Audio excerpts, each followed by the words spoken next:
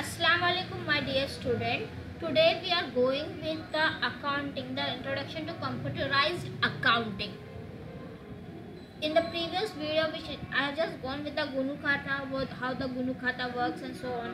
A simple introduction I have given to you. A simple introduction.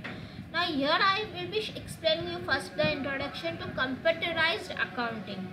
What is computerized accounting? So let me start.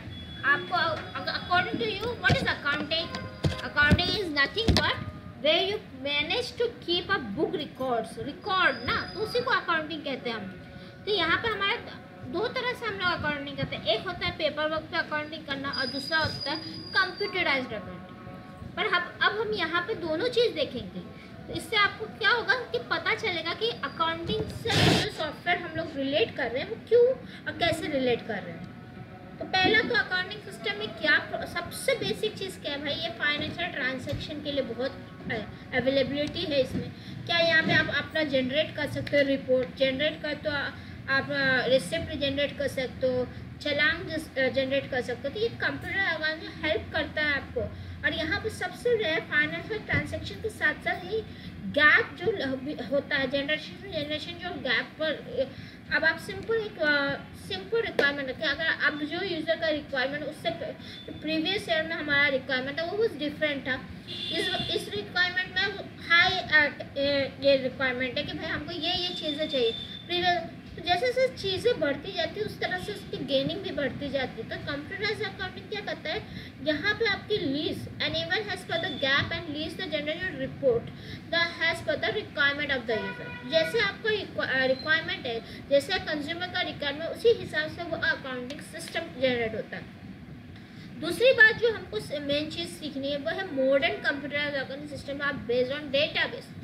पहले जो हमारा database था वो paper work था, तो कभी हो सकता है बहुत प्रॉब्लम होती थी. डेटाबेस कभी कभी ये नहीं होता था, कभी कभी डेटाबेस एकदम वैनिश अप हो जाता था या डिस्ट्रॉय हो जाता था, तो फिर वो चीज़ें नहीं मिलती थी. अगर ये मॉडर्न कंप्यूटराइज सिस्टम है तो ये सिर्फ एक अकाउंट से रिलेटेड एक कंप्यूटराइज सिस्टम में एक आपका समझो एक तरीके से आपका एक सिस्टम में ऑपरेटिंग सिस्टम में स्टोर रहता है. ये आपके हार्ड ड्राइव जिसमें हार्ड डिस्क पे स्टोर रहता है.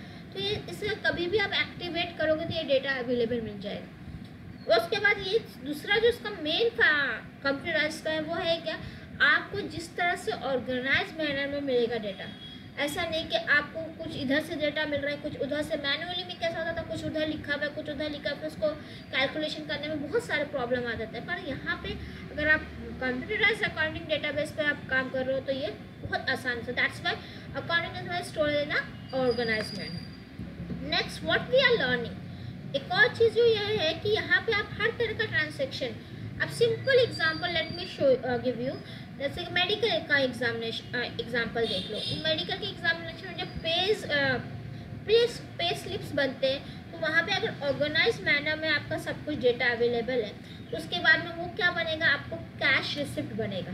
कैश रिसिप्ट बना या वो एक रिसिप्ट जब बन रहा है तो उसमें आपको ऑर्गेनाइज में भी यहाँ पे इतने मेडिसिन का इतना चार्ज है इतना. तो इस तरह से ये अकाउंटिंग सॉफ्टवेयर अवेलेबल होता है. इसी तरह से पेरोल के लिए यूज़ हो सकता है, जर्नल के लिए यूज़ हो सकता है, जनरल लेजर्स बना सकते हो आप. अगर सोसाइटी में जैसे कि बनता है मेंटेनेंस का चार्ट बनता है कि भाई इतना मनी आया कहाँ गया, तो एक ट्रायल बैलेंस भी बन सकता है आपका. बहुत कुछ ऐसा है जो अकाउंटिंग सिस्टम बड़े ईजिली आपको अवेलेबल कर देता है. पहली बात, अकाउंटिंग दो मेन पैरामीटर वो है कि आपका कॉन्सेप्ट क्लियर होना चाहिए. जो प्रिंसिपल पे आप अकाउंट्स बनाना चाहते हो वो एकदम क्लियर होना चाहिए. Next secondly you are having has well user defined structure होना चाहिए. मतलब आपको क्या चाहिए, मेंटेनेंस रिकॉर्ड्स में क्या चाहिए, रिपोर्ट किसकी जनरेट करनी है, वो सब आपका वेल मेंटेन्ड होना चाहिए, यूजर डिफाइंड होना चाहिए. That's the main thing we should know. Now see here एक सिंपल मैंने डायग्राम से आपको रिप्रेजेंट करके समझाना चाहा है. पहले ट्रेडिशनल मैनुअल सिस्टम में क्या था, पहले डेटा मिलता था फिर उसका इंस्ट्रक्शन लिखते थे हम लोग, इनपुट देता था.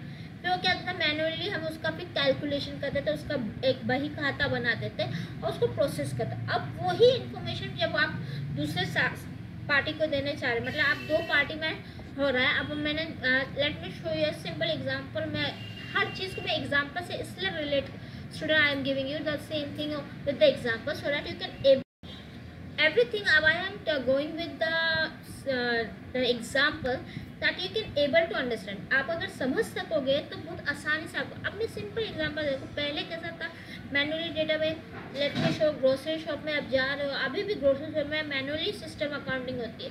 वो एक बाइक आता है, पे लिखते चले जाते हैं, फिर उसका अमाउंट लिखते चले जाते हैं, मैनुअली प्रिपेयर करते हैं, उसको प्रोसेस बोलते हैं, फिर वही प्रोसेस उसका फिर टोटल करके आपको वो इन्फॉर्मेशन हाथ में दे देते हैं। इस तरह से वो ट्रेडिशनल होता है अकाउंट।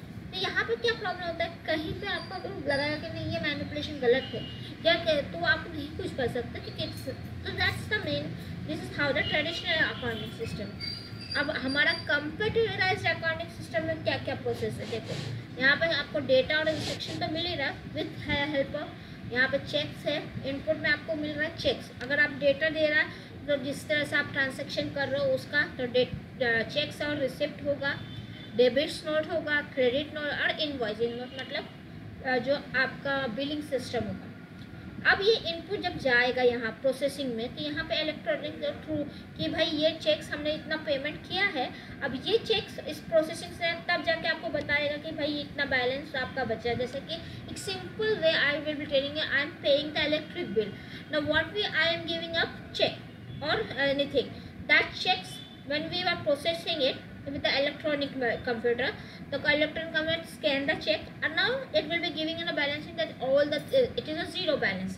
आपको इस तरह से प्रोसेसिंग होती है कंप्यूटराइज्ड अकाउंटिंग में।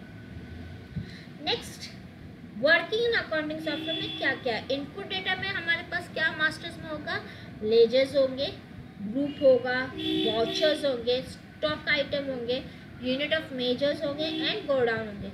लेजर्स पता है जैसे कि आपका सब्सिडी लेजर्स होंगे, तो उसमें बहुत सारे होंगे लेजर्स के आपके अराउंड 28 लेजर्स में आपको 15 जिस तरह से डिवाइड किया, 15-13 का डिवीजन है प्राइवेट, तो उस तरह से लेजर्स होंगे। ग्रुप होगा, किस ग्रुप में आप है, वॉचर्स होंगे, रिसिप्ट वॉचर, कॉन्ट्रा वॉचर, जो वॉचर्स हम लोग क्रिएट करते हैं, स्टॉक का आइटम रिलेटेड सभी इनपुट डेटा। अब जो चीज़ ये लेजर्स के थ्रू क्या होगा प्रोसेसिंग होगी, वो क्या होगा, एक अकाउंटिंग वाचर बनेगा, ठीक है, इन्वेंट्री वाचर बनेगा और इनवॉइस बनेगा। अकाउंटिंग वाचर में क्या होगा, जो डिटेलिंग है वो किस तरह से है, अब उसका आउटपुट क्या निकलेगा, आपको प्रॉफिट एंड लॉस के हिसाब से निकलेगा, बैलेंस शीट के हिसाब से निकलेगा, या डे बुक निकले से, या ट्रायल या जीएसटी का समरी, मतलब इस तरह से डेटा आपका काम करता है with the accounting software. Next, accounting software में पहला क्या चीज़ हम लोग इन्वॉल्व करते हैं वो है पहले कंपनी का ऑर्गेनाइजेशन को क्रिएट करना। What we do, first we create the company organisation, secondly what we do, then we create the ledgers giving appropriate groups, which ledger you want और किस ग्रुप से चाहिए वो आप अकाउंटिंग से।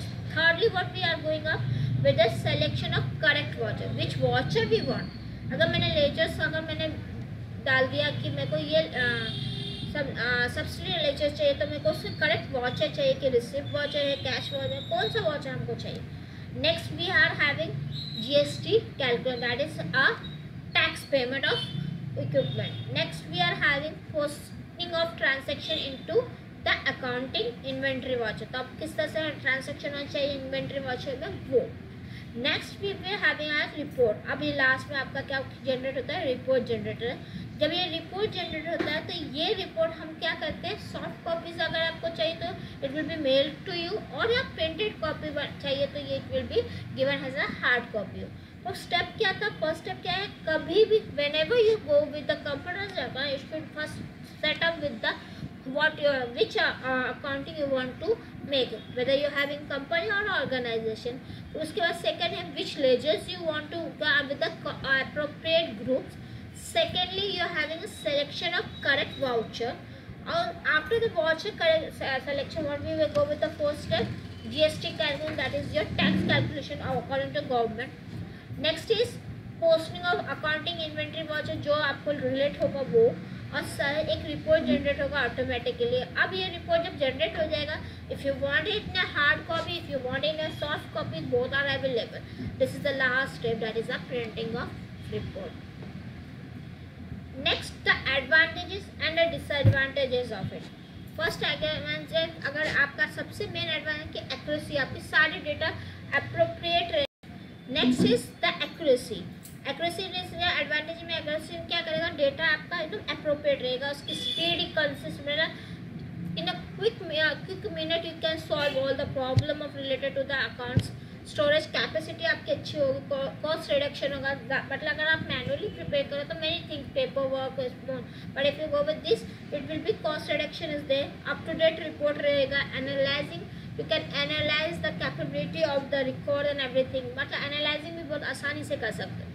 दूसरा बात जो डिसएडवांटेजेस है आपके इसमें कंप्यूटर, उसमें इनिशियल कॉस्ट जो उसका होगा वो। नेक्स्ट इज रिप्लेसमेंट रिक्वायरमेंट, आपको ये सॉफ्टवेयर ने दूसरा चाहिए उसका रिक्वायरमेंट, कभी कभी ह्यूमन एरर्स भी आ सकता है, सिस्टम एरर्स भी हो सकता है, जैसे कि गार्बेज वैल्यू दे दिया computer system. Problem of security, loss of data, sometimes loss of data कैसे होगा भाई, in the sense of what, how it will be lost of, sorry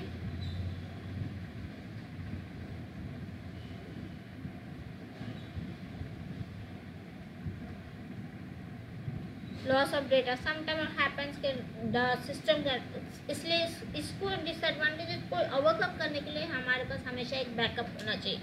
an artificial device not suitable for all form, सब form के लिए suitable ना हो सके, हर accounting system का हर रिलेटेड अलग है, required training on the part of accounts. So hope you are able to understand what is your computer as accountant. Thank you for watching my video, but please go and subscribe my channels and please make a note of this video so that it will help you in further further requirements related to accounting system and many things it will be helping you as you are going with the BK subject, so it will be helping you to understand the BK also, why we require, if for a commerce student should better necessary that they should know every type of accounting system. जज़ाकल्लाह खैर, आमीन।